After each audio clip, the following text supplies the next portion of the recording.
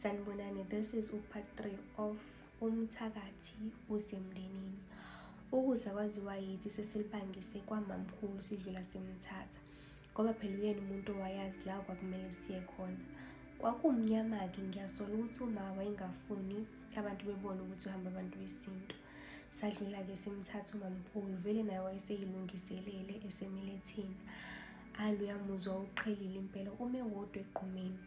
Iyodwa-ke into eyayingimangaza ukuthi uma sifika laphana kwangena umamkhulu kuqala, washiya mina nomama ngaphandle. Ngizibuza ukuthi kungani phela, ngoba umuntu ogulayo la yimina.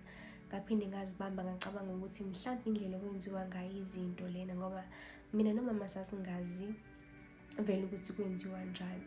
Kwadlula imizuzwana wasibiza-ke sangena. Yize umama wayenqikaza efuna ukusala ngaphandle. Inhliziyo yami ngangizwa ishaya ngamandla, kuba ngathi khona into ethi phuma uhambe. Uma ngibona lo baba ophambi kwethu osabisa kangaka, eshunga amehlo abomvu, i-dread lishunqa intuli lize libe bomvu, ngazofunga ukuthi selokhu wazwala kakazi wawathinta amanzi. Izindebe zimhlophe kuhle komuntu osofile indlala. Yabayisaba izinto abomamkhulu, ngisho ngenhliziyo. Kodwa ngoba ngangifisa ukusinda, ngahlala ngifuna ukuzwa ukuthi kuzothiwani, even though umoya wami wawungavumi. Basuke baqinisile uma bethi umoya uyalalelwa. Lo baba washaya amathambo maqeda, wangasitshela ukuthi kwenzakalani. Wasinika umuthi oyinsizi kuphela, wathi angibokhotha ngaphambi kokuba ngilale. Umama membuza ukuthi konakalaphi, wathi kuzoba ngcono ukuthi singazi.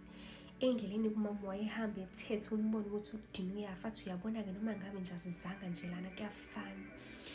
Ungabe wangabazi amandla le ndoda dadewethu, uzobona uzophila umntwana.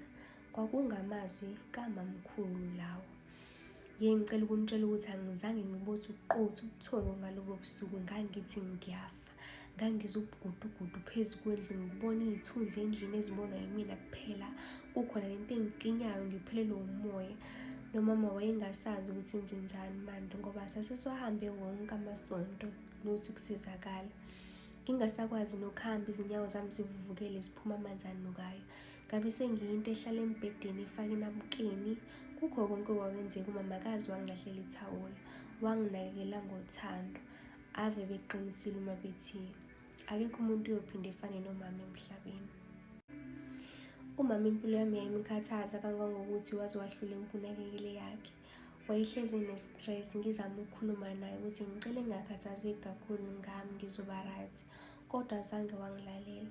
Waphatha isifo senhliziyo umama, esevele equleke nje noma inini. Okubuhlungu ukuthi nami ngangingakwazi ukumsiza. Kwadlula iy'nyanga, umama wathola ingunaphakade. Abodokotela bathi inhliziyo yakhe ibisihluleka ukuphampa igazi. Angikaze ngiphuke kanjeyana emoyeni wami ngomama, kakhulukazi ngoba edlule emhlabeni ngenxa yami. Ngangizibuza ukuthi sengizoba umthwalo kwabaningi manje. Ubani vele ozovuma ukuhlala nami nginjena? Ngangifisa ukuthi ngabe umdala uthathe mina okungcono, ngoba ayikho into engiyiphilelayo, kodwa ngiphilela izinhlungu ezingidla imini nobusuku.